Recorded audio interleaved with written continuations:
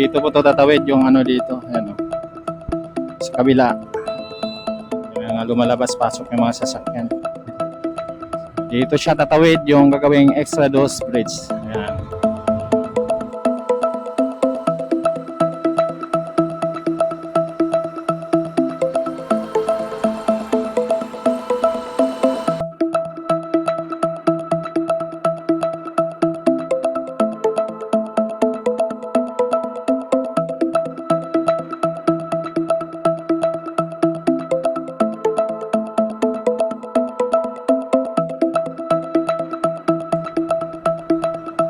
Yan o. So dito na po tayo sa ano, kabilang side. Ayan. Kita natin yung mga equipment dito at yan o, gumagalaw itong isang ano, boom crane. Yan o. Tapos doon. Yan yung mga ano. Doon tayo galing kanina sa kabila. Ayan o. Kaya ito rin itsura dito. Ayan o. Sa kabila, mayroong daming heavy equipment sa area na to. Ayan o. Puno ng heavy equipment. Yan. Doon, dito, yan. So ito po yung sa NSCR, no? So ito sa kabila, ito sa may Caltex, di ko lang alam kung ano yung huhukayan nila dyan. Yan.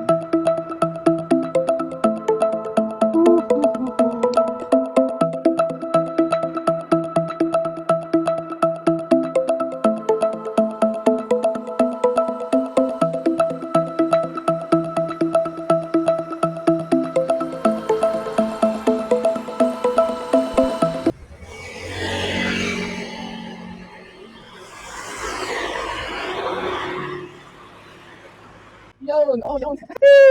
Alright. Ngayon, nandito naman po tayo dahil ngayon ay araw ng... Anong araw ngayon?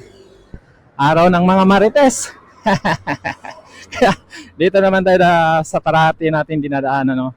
Ito po ay sa may Lasatin Boulevard. Ayan o. So, nanggagaling po yan ng ano, Jose Abad Santos Avenue. Ito. So, papunta tayo sa direksyon ng MacArthur Highway. Yun. Kung saan dudugtong itong MacArthur ay ano, Lasatin sa may MacArthur Highway. Medyo hinihingal tayo, no? Ang init! Oh my goodness! Kita nyo ba yung init na yan? Kita nyo ba yung ulap na yan, no? Parang unti-unti tinutunaw sa init, eh, no? Oh my goodness! So ngayon ay, syempre, mamaritisin na naman natin yung gagawing daanin muna natin to, maingay. Gagawing extra dose bridge dyan. At palagi talaga tayong dumadaan dito, no, dahil wala ganong malawak ang kalsada dito pag nagbibisikleta ka, no. Yan, no. So, kagaya sa iba na maraming nakaparada. Maraming mga tricycle, halo-halo, mga e-bike, halo-halo na nakaparada sa gilid ng kalsada. Kaya kahit nagbibisikleta ka ay talagang kailangan mong magiging maingat. Lalong-lalo na natin, no, na defensive driving tayo. Ito, maganda dumaan dito dahil kunti lang mga nakaparada. Ano lang, paisi-isi lang. At nakita natin sa unahan, yan na po yung mga equipment, no. Hinihingal tayo. Grabe ang init. Oh my goodness. Tingnan natin kung hanggang saan tayo.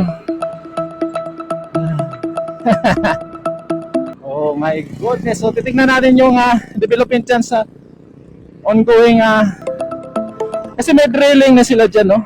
Dyan sa may ano na. Oh, yan. Oh, balik.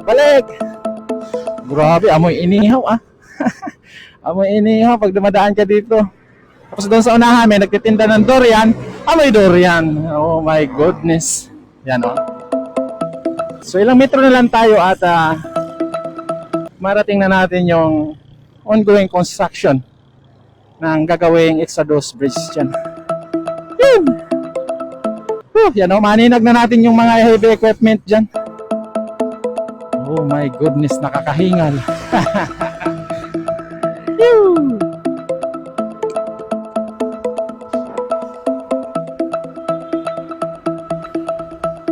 Yun, oh.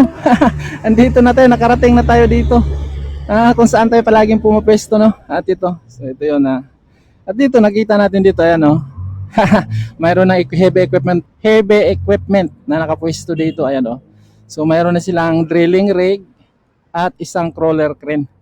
So, probably, mag-ano na sila dito para sa pundasyon ng, poste ng, gagawin nilang, dito, pylon, ayan, no? So, dyan siguro banda, no? Siguro malamang kasi dyan sila naghuhukay, maglalagay ng mga board pile para sa pundasyon. At dito ayan, ang direksyon na yan ay papunta na yan ng San Fernando train station. Mga ilang kilometro din ang distansya dyan, no? At kung mapapansin natin dito, ayan, tingnan mo, ang linis, no? Walang nakaparking, ayan, no? Dahil ito yata yung barangay dito na nakalimutan kung anong barangay ito, na bawal na magparking kahit saan-saan yung mga sasakyan dito sa mga public, sa public road, no? Mga kalsada, barangay road, bawal na sila magparada kung kahit saan-saan dito, yan, no? So kung ito, hindi ko lang alam, no, kung private ba ito, no? Kung private ang paparkingan mo, kailangan magpaalam mo sa may-ari, no? Dahil kung wala, ay malamang hatak yung sasakyan mo. Kaya wala na, linis, oh. Wala na nagpa-parking dito. At yan yung kung saan nag-emerge itong Lasatin Boulevard na palagi naman natin kinukunan. Ngayon, malinis ngayon dahil ngayon ay araw ng mga marites. Kunti lang pala mga marites ngayon. Kasi kung maraming marites, puno yan. Ibig sabihin, kunti lang pala talaga ang mga marites ngayon. At yun, so tutuloy natin yung pagmamarites natin dito sa construction dito, no? At ito nga yung parang nakita din development dito. Ito yung may nakapwesto na mga heavy equipment para sa mga na to, no? Drilling works. Pagtawid noon. At dito sa kabila, ayan, yan sa may Caltex, mayroon ding isang crawler crane, no? Parang may construction din, ayan, nakabako din sila doon. Pero palagay ko yan, private siguro yan, no? Hindi yan kasama sa government project, no? So ito lang yung government, pero hindi ko sigurado, no? Ito lang yung government project dito, itong NSCR, ayan, mayroon pa silang para sa yan, kita mo yung direksyon ng hangin. May helicopter siguro dadapo dito. May helicopter na dadapo dito, ayan, di ba? Kita niyo ba yan? So yun, titingnan natin kung anong latest dito sa area na to. All right.